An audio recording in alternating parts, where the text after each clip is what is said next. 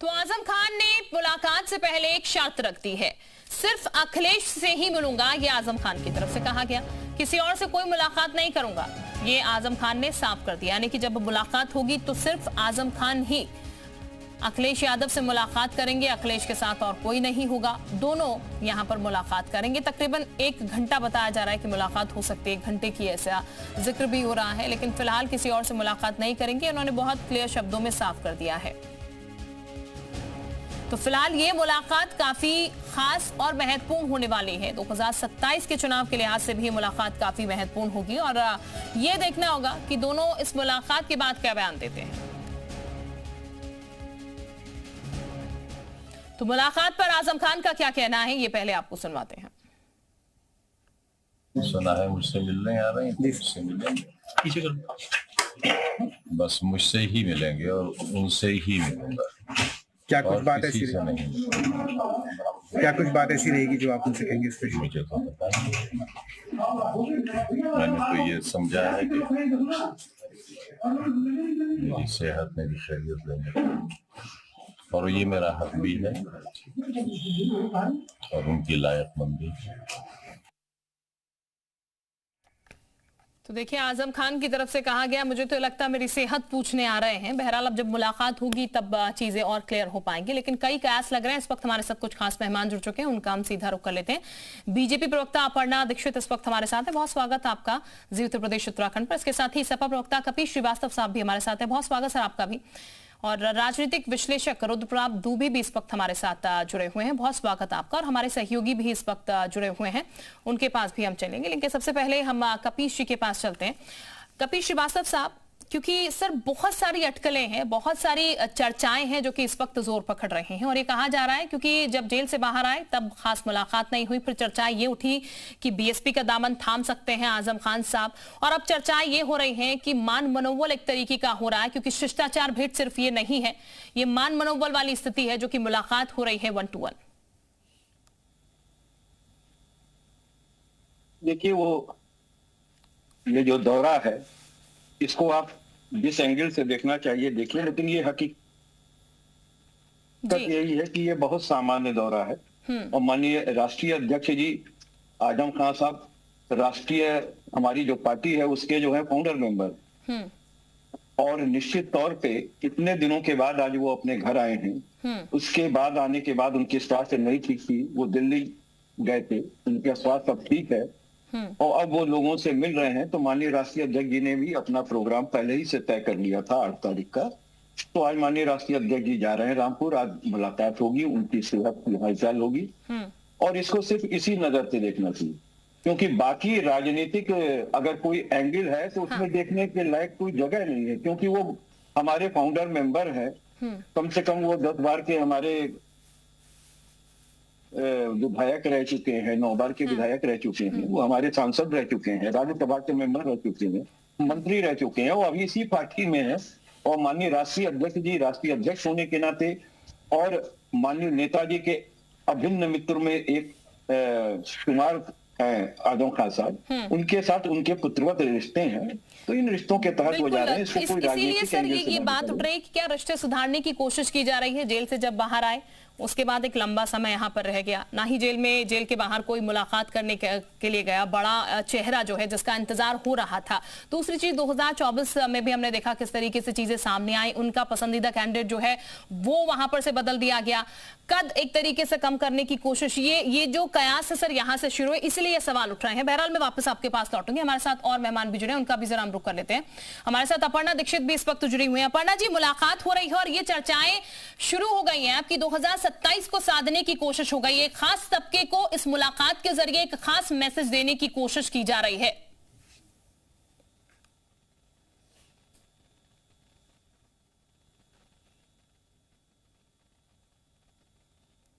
के साथ कर चुके हैं कि मैं इतना भी मूर्ख नहीं हूँ कि मैं इस तरीके की करूँ, तो लड़के जो समझ पा रहे हैं सभी और आकलन जो किया जा रहा है वो कि आजम खान जी नाराज तो हैं और उनकी नाराजगी जायज भी है, क्योंकि उन्होंने कभी संज्ञान नहीं लिया कि वो किस हाल में जी रहे हैं। उनकी जो वाइफ थी वो 3 महिलाएं मिलती थी, उन्होंने कहा था कि अब हमें किसी पर भरोसा नहीं है, मैं सिर्फ अल्लाह पर भरोसा है, इस तरीके की जब ये वाकयात आए, इस तरीके के बयान उनके परिवार की तरफ से, तो ये जाहिर है नाराजगी है उनमें।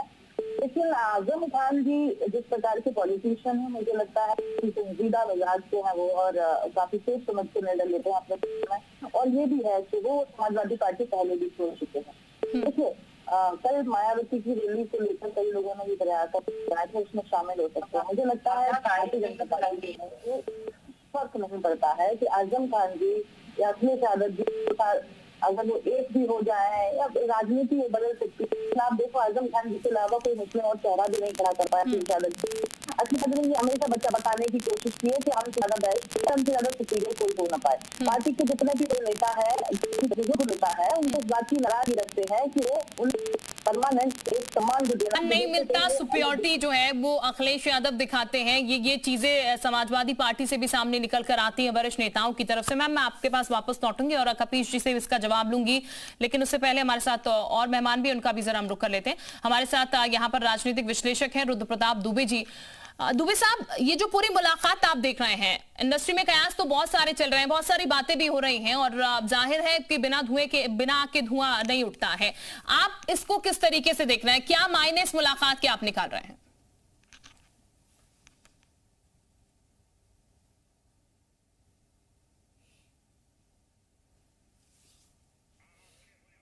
बोलिएगा सर। दुबे साहब बोलिएगा।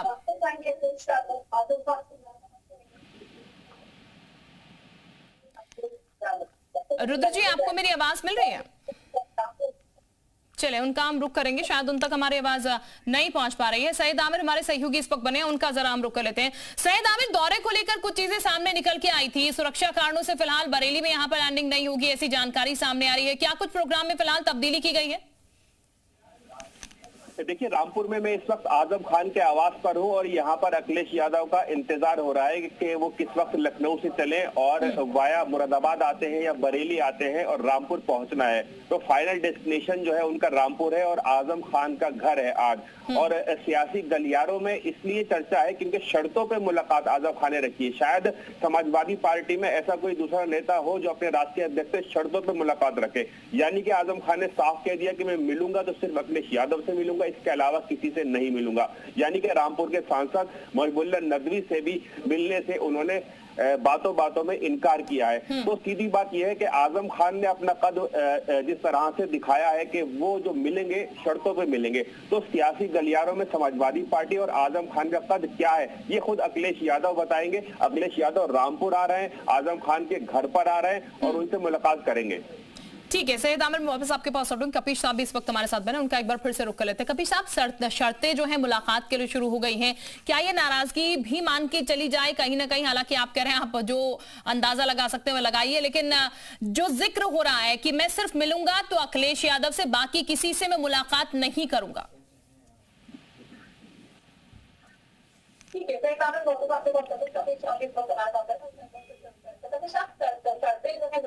जा रहे हैं और उनके साथ कौन जा रहा है?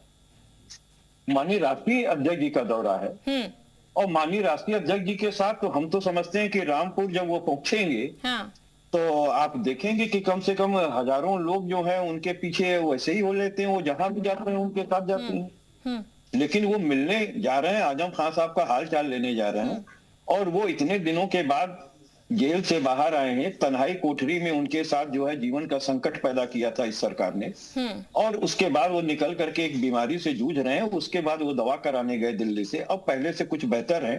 तो वहां पे कोई राजनीतिक मुलाकात नहीं होने जा रही। जो कुछ भी मुलाकात है वो पारिवारिक मुलाकात है। एक जिस तरीके से आजम खान साहब उन्हें अपने पुत्रवत समझते हैं और वो उन्हें अपने चचा के रूप में देखते हैं, तो निश्चित रूप से ये पारिवारिक मुलाकात है और इसको जो है राजनीतिक एंगल ना दिया जाए। इसमें कोई शर्त नहीं है और आजम खान साहब हम लोगों के बड़े हैं, हम लोग का नेतृत्व। लेकिन कपीश साहब, कहा तो इधर 2027 चुनाव है और इसलिए ये मुलाकात इस लिहाज से बहुत मायने, खास तबके को एक मैसेज दिया जा रहा है यहाँ पर। देखिए, बहुत सीधी सी बात है कि वो हमारे ही पार्टी के मेंबर हैं। वो जेल में थे तो भी हमारे ही पार्टी के मेंबर थे और उनका संदेश जेल से भी जनता तक पहुंचता रहा है। और अगर ना पहुंचता रहता तो ऐसा थोड़ी ना है। हमारी पार्टी जिस तरीके से एक सशक्त भूमिका निभाई है लोकसभा के इलेक्शन में, तो उसमें सभी की भूमिका रही है हमारे पार्टी के छोटे कार्यकर्ता से लेकर के बड़े नेता जो है, जो कोई भी रहा, तो उसमें माननीय आजम खान साहब की एक अहम भूमिका रही है, जिसके वजह से हम लोगों ने इतनी बड़ी संख्या में सीटें जीती हैं और उत्तर प्रदेश में पहली बार माननीय राष्ट्रीय अध्यक्ष जी के नेतृत्व में हम लोगों ने इतना सीटें हासिल की हैं, जिससे हम लोगों का जोश जो है वो ऊपर है। और निश्चित तौर पे 2027 के अंदर जब कोई दो राजनीतिक व्यक्तित्व मिलते हैं तो एक चिंगारी तो निकलती ही है, और वो आप लोग तक पहुंच रही है, क्या देश की हर जनता तक पहुंच रही है, और जो जुर्म उन पर ढाए गए हैं उस पर भी बातचीत होगी किस किस तरीके से। और निश्चित तौर पर आप देखेंगे कि जब हमारी सरकार आएगी तो फिर दूसरी स्थितियां उत्पन्न होंगी और न्याय की लड़ाई लड़ी जाएगी और न्याय मिलेगा। चलिए ठीक है, मैं वापस आपके पास लौटूंगी। रुद्र प्रताप दुबे भी हमारे साथ इस वक्त जुड़े हुए हैं, राजनीतिक विश्लेषक। रुद्र जी, कपीस साहब तो कह रहे हैं शिष्टाचार मुलाकात ये है और राजनीतिक इसमें कुछ नहीं है। आप कैसे देख पा रहे हैं इस मुलाकात को, जो मुलाकात अब होने जा रही है, क्योंकि 2027 का चुनाव भी पास में है और पास में क्या कुछ हुआ, किस तरीके के बयान आजम खान के भी सामने निकल के आए, वो भी हम सबने देखे।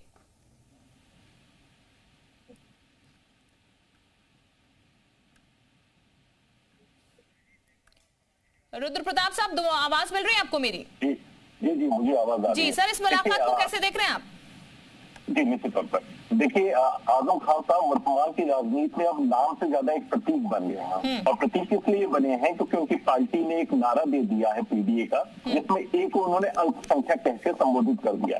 तो अब जब आपने कर दिया है तो आपसे पूछा जाएगा कि आजम खान साहब कहाँ थे, इरफान सोलंकी साहब कहाँ थे, आपके जो शर्जील इस्लाम है उनके ऊपर जब बातें उठ रही थी तो आप कहाँ थे, अभी जब छांगुर बाबा का पूरी घटना निकल के आई तब आपके बयान कहाँ थे। तो अब वो फेस सेविंग की एक कवायद है वो समाजवादी पार्टी की तरफ से होती हुई दिख रही है। देखिए, जिस तरीके से आजम खान साहब ने जेल से निकलने के बाद तंजात्मक तौर पे या व्यंग्यात्मक तौर पर पार्टी या सबको समेटा है, तो ये तो माना जा रहा है कि वो अपनी शर्तों पर आगे बढ़ेंगे।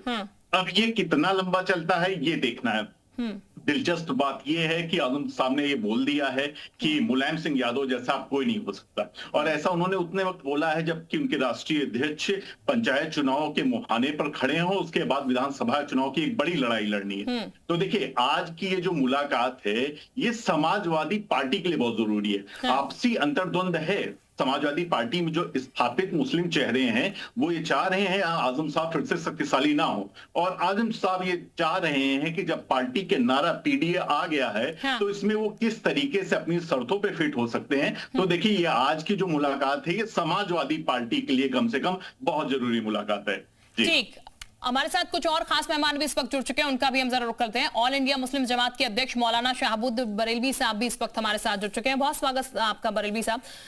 बरेलवी साहब, ये जो मुलाकात आज हो रही है ये कहा जा रहा है आजम खान साहब ने तो अपनी शर्त रख दी है। हमारे साथ कपीस साहब भी है, वो कह रहे हैं सिर्फ शिष्टाचार मुलाकात ये है, लेकिन कई बयान सामने निकल के आए। फिर आजम खान जिस तरीके से बातें कर रहे हैं उससे भी कई कयास लग रहे हैं। आप कैसे देख रहे हैं, क्योंकि आजम खान साहब का समाजवादी पार्टी के लिए होना बहुत इंपॉर्टेंट है। समाजवादी पार्टी के लोग भी कह रहे हैं, फाउंडर मेंबर है हमारे, हम लगातार उनकी इज्जत करते हैं, लेकिन बीच में जिस तरीके की तलखियां देखने को मिली, जिस तरीके के बयान सामने निकल के आते थे, अब ये मुलाकात जो हो रही है आप इसे कैसे देख रहे हैं? देखिए मोहतरमा, जब जरूरत थी आजम खान को और आजम खान के परिवार को अखिलेश यादव की, तो अखिलेश यादव उनके साथ में खड़े नहीं हुए। मुश्किल के दौर में आजम खान को अकेले छोड़ दिया, उनके परिवार ने अकेले लड़ाई लड़ी। 2.5 साल पहले और 2.5 साल के बाद वो जेल में रहे, यानी कुल मिला के 5 साल सीतापुर जेल में रहे। और लखनऊ से रामपुर 300 किलोमीटर है और सीतापुर लखनऊ से 120 किलोमीटर है। इस 5 साल के दरमियान अखिलेश यादव को तौफीक नहीं हुई कि वो सीतापुर जेल में आते, खैरियत पूछते, या उनकी बीवी तंजीम फातिमा से खैरियत पूछते, या उनके बेटे हरदोई जेल में थे अब्दुल्ला आजम, उनसे खैरियत पूछते। आज जब वो जेल से बाहर आ गए हैं तो वो पूछने जा रहे हैं। तो अब जब पूछने जाएंगे, खैरियत पूछने जाएंगे, तो आजम खान कौन सा शेर सुनाएंगे जानते हैं? यही कहेंगे, बहुत देर कर दी मेहरबा आते आते। और जब गुफ्तगू का आगे सिलसिला चलेगा तो आजम खान फिर एक शेर पढ़ के सुनाएंगे और वो कहेंगे, जो बेचते थे दवाए दर्द दिल, जो बेचते थे दवाए दर्द दिल, वो दुकान अपनी बढ़ा चुके, वो दुकान अपनी बढ़ा चुके कि अब जाओ, अब तुम्हारा काम नहीं है, तुम्हारी जरूरत नहीं है, अब तुम जाओ, लखनऊ वापस जाओ। क्योंकि देखिए, कोई भी बड़ा शख्स हो या छोटा शख्स हो, ताकतवर हो या गैर ताकतवर हो, अगर किसी के मुश्किल के दौर में खड़ा होता है और कुछ न कर पाए, खाली सिर्फ सहानुभूति के कुछ अल्फाज उससे कहे, कुछ बातें उससे कहे, उसका दर्द बांटे, तो ये एक बड़ी बात होती है। और जो आजम खान साहब की वो शख्सियत है कि उन्होंने समाजवादी पार्टी को अपने खून पसीने से सींचा है। बिल्कुल। तो मौलाना साहब, ये जो मुलाकात हो रही है, क्या सिर्फ ये राजनीतिक मायने फिर इसके निकाले जाएं? क्यों, अगर जैसा कि जिक्र हो रहा है आपकी तरफ से, आपने तो पूरे शाराना अंदाज में बयां कर दिया कि इस मुलाकात में क्या होगा, क्या कहा जाएगा, लेकिन फिर ये राजनीतिक तौर पर इसे देखा जाए, वोट बैंक की राजनीति हो रही है इस वक्त? ये बिल्कुल स्पष्ट है, वाज़ेह तौर पर ये बात सब लोग समझ रहे हैं। ठीक है बरेलवी साहब, मैं वापस आपके पास आ रही हूँ। कपिश साहब, वोट बैंक की राजनीति, जब जरूरत थी आपके पार्टी के फाउंडर मेंबर को, आपके एक बड़े ओहदे के नेता को, तब वो जरूरत पर आप लोग काम नहीं आए, लेकिन अब जब वो बाहर आ गए हैं, 2027 का चुनाव सामने है, पीडीए का एक फॉर्मूला आपका है, तो अल्पसंख्यक आपको याद आ गए हैं, तब आपको आजम खान साहब याद आ रहे हैं। सबसे पहली चीज तो ये कि आजम खान साहब के व्यक्तित्व को, उनके नेतृत्व को आप केवल एक समुदाय विशेष के लिए क्यों जोड़ के देखना चाहते हैं? उन्होंने तो ऐसे ऐसे कार्य किए हैं, ऐसा कुंभ आयोजित किया जो मेरे ख्याल से आज तक किसी ने आयोजित नहीं करवाया। और सबसे बड़ी बात यह कि मौलाना बरेलवी साहब जो है, शहाबुद्दीन बरेलवी साहब, बरेलवी हटा करके अगर इनको भाजपा ही लगा दीजिए तो ज्यादा बेहतर होगा। क्योंकि इन्हीं के कान में आके उन्होंने कहा आजम खान साहब ने, अरे भाई मौलाना देखो, ये शायरी मैं कहने वाला हूँ और तुम जाके पहले ही बता देना। तो साहब भाजपा के पिट्ठू चले आए बताने के लिए, तो भाजपा के पिट्ठू चले आए बताने के लिए, उनसे पूछिए कि जिस समय कहा यहूदियों की एजेंटी करते हो उत्तर प्रदेश में, और यहूदियत की एजेंटी नहीं चलेगी तुम्हारी, यहूदियत की एजेंटी नहीं चलेगी। यहूदियों के एजेंट हो तुम, यहूदियों के एजेंट हो, यहूदियों के एजेंट हो, इसराइल के एजेंट हो, और यहाँ पे गाजा में जो यहूदी कत्लेआम कर रहे हैं उसकी तुम यहाँ वकालत करते हो। यहूदियों की एजेंटी नहीं चलेगी, तुम मुस्लिम कौम के गद्दार हो, गद्दार हो, मुसलमानों की गद्दारी नहीं चलेगी। और तुम्हें 2027 में मुसलमान बता देगा, ये यहूदियों की एजेंटी का जवाब दे देगा, गद्दारी का जवाब दे देगा। आजम खान को जेल भिजवाने का काम तुमने किया, आजम खान को जेल भिजवाने में अखिलेश। ठीक है, चलिए कपिश जी, मौलाना साहब ठीक है। अपर्णा जी, जो बात हो रही है, जो जिक्र यहाँ पर हो रहा है, वोट बैंक की राजनीति के, ऐसे नहीं मानकर चला जाए क्योंकि समय रहते तो काम नहीं आए, और जैसा कि बरेलवी साहब भी यहाँ पर कह रहे हैं कि समय पर यहाँ पर याद नहीं आई, लेकिन हाँ, अब समय है चुनाव का, अब समय है राजनीति का, तो फिर याद आ रही है यहाँ पर आजम खान साहब की। हालांकि उन्होंने बहुत क्लियर कर दिया कि अपनी शर्तों पर एक तरीके से वो चलेंगे। देखिए, वो हमेशा अपने अलग अंदाज से जाने जाते हैं, वो वरिष्ठ नेता हैं समाजवादी पार्टी से, लेकिन इज्जत तो अफजाई मिलनी चाहिए कि समाजवादी पार्टी ने नहीं दी है। यही उनको खल रहा है कि जिस प्रकार से इनके साथ इस तरीके से व्यवहार किया गया, उनकी पत्नी के साथ व्यवहार किया गया है, और उनके साथ जो तमाम केसेस जो चल रहे हैं, अभी तक तो उनमें कुछ में जमानत मिली है, कुछ में नहीं मिली है। तो मुझे ऐसा लगता है कि देखिए, समाजवादी पार्टी हो या फिर बसपा हो या फिर कोई रैली को रिलेटेड हो, राजनीतिकरण से उत्तर प्रदेश की जनता को ऐसा कोई फर्क नहीं पड़ता है। उन्हें पता है कि हमें क्या करना है, विकासवाद की राजनीति करनी है, हमें विकास को आगे ले जाना है। ये सब राजनीतिक अखंडे हैं, ये चलते रहेंगे आपस में। मुख्य रूप से मुझे ऐसा लगता है कि आजम खान जी को वही करना चाहिए जो उनके लिए ठीक होगा, और वो वही करेंगे, क्योंकि वो कभी समाजवादी पार्टी से समझौता, हमने समय समय पर बताया भी है, समझौता नहीं करेंगे। कई ऐसे वाकयात मुझे याद है। देखिए, जो उन्होंने अमर सिंह को लेकर फैसला किया कि कभी उन्होंने समझौता नहीं किया, तो वो अखिलेश यादव जी से भी नहीं करेंगे। और वो मुझे जिस प्रकार के आगे लगते हैं, हालांकि मुझे भी मुलाकात नहीं है, लेकिन मुझे लगता है वो समझौता इसलिए नहीं करेंगे क्योंकि उन्होंने कभी समझौते की राजनीति अभी अपने जीवन में नहीं की है। और नहीं, ठीक, समझौते की राजनीति नहीं करेंगे, लेकिन कपिश साहब तो बहुत क्लियर कर रहे हैं कि भाई हम तो शिष्टाचार मुलाकात करने जा रहे हैं। लेकिन आपको क्या शिष्टाचार ही लग रही है मुलाकात, क्योंकि सवाल उठ रहे हैं इसको लेकर? भारतीय जनता पार्टी को कोई मैं कपिश जी वापस आ रही हूँ। समाजवादी पार्टी में रहे, इंडिपेंडेंट राजनीति, इंडिपेंडेंस करा, या फिर वो सत्ता में जाए, या फिर वो अपना कुछ और अलग। कल उन्होंने अजुद्दीन ओवैसी को लेकर भी बोला था, तो वो क्या उनके दिमाग में चल रहा है, ये तो भविष्य की गर्त में छिपा हुआ है। तो फिलहाल ये है कि आजम खान जी को जो इज्जत मिलनी चाहिए थी वो नहीं है, तो नाराजगी जाहिर है। और ठीक है कपिल जी, जरा जवाब दीजिएगा। नाराजगी तो साफ नजर आ रही है कपिल जी। ठीक है पन्ना जी वापस लौटे। कपिल जी अब जवाब दीजिएगा। देखिए, साधी मियां दुबले हैं और शहर के अंदेशे। और सबसे बड़ी बात यह है, वो काजी लोग दुबले हुए हैं जिन्होंने खुद ही कहर बरपाया है उनके ऊपर। मुर्गी चोरी, भैंस चोरी, बकरी चोरी, किताब चोरी, फर्नीचर चोरी, जिस स्टेटस पे लाके उन पे इसकी डकैती का इल्जाम लगाया गया, और 18 साल वो आज कद्र कर रहे हैं साहब। और उनकी जनता सुनेगी। जिस पार्टी के अंदर वो फाउंडर मेंबर रहे, जिसने 9 बार विधायक बनाया, जिस पार्टी के वो फाउंडर मेंबर है, उन्होंने जो है वो सांसद के अंदर दिया, सांसद बने, वो मंत्री बने, और आप पूछ रहे हैं कि ये लोग, बरेलवी साहब क्या है? बरेलवी साहब कहां खड़े थे उस समय जब आजम खान साहब के साथ बरपा रही थी कहर भारतीय जनता पार्टी? पूछिए, एक बार भाजपा का नाम नहीं लेंगे, क्योंकि भाजपा से फाइनेंस्ड हैं, उन्हीं के शौचालय में बैठे बिना टोटी के। तो यही हकीकत है बरेलवी साहब की, और इससे ज्यादा की इनकी बूता भी नहीं है। आजम खान साहब का जो नेचर है उससे पूरा देश वाकिफ है। उनके बोलने का जो तरीका है, उनका जो लहजा है, वो दुनिया जानती है इस बात को।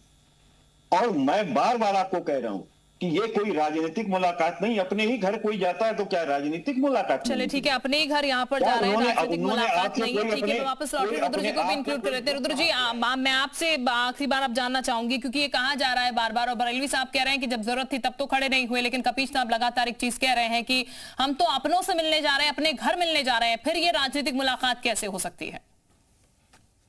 देखिए, 2 बातें हैं। एक तो पहली बात तो आजम साहब बड़े नेता हैं। बड़े नेता इन द सेंस इसलिए हैं क्योंकि जो पॉलिटिकल साइंस की भाषा में एक स्विंग वोटर्स होते हैं, जो चुनाव के वक्त तय करते हैं उधर उन्हें किधर मुड़ना है, वो आजम खान साहब के बयानों से प्रभावित हो जाते हैं। चाहे वो उनके विरोधी बयान हो, चाहे पक्ष वाले बयान हो। तो एक पुरानी कहावत है कि चर्चा पर्चा और खर्चा राजनीति में चलता रहना चाहिए। तो खर्चे वाले पायदान से तो ऊपर उठ गए हैं, चर्चा और पर्चा उनका चलता रहता है, इसलिए वो बड़े नेता हैं, इस बात को मानने वाला है। देखिए, कपिल जी बहुत विद्वान व्यक्ति हैं। उन्होंने कहा कि अखिलेश जी आज भारी संख्या में वहां पहुंचेंगे, और दूसरी लाइन थी उनकी कि वो पारिवारिक मुलाकात करने जा रहे हैं। तो या तो भारी संख्या में ना पहुंचे या पारिवारिक मुलाकात करने जाए। देखिए, आजम साहब का ये जो मुद्दा है, ये गले की हड्डी की तरह है, क्योंकि वो मीडिया के बड़े प्रेमी व्यक्ति हैं, और वो जिस तरीके से तंज कसते हैं वो कई बार बहुत भारी पड़ चुका है, चाहे वो विरोधी दल को हो, चाहे इनके दल को। तो देखिए, उन्हें संभालना तो पड़ेगा, और खास के इस नाजुक मौके पे तो बिल्कुल संभालना पड़ेगा।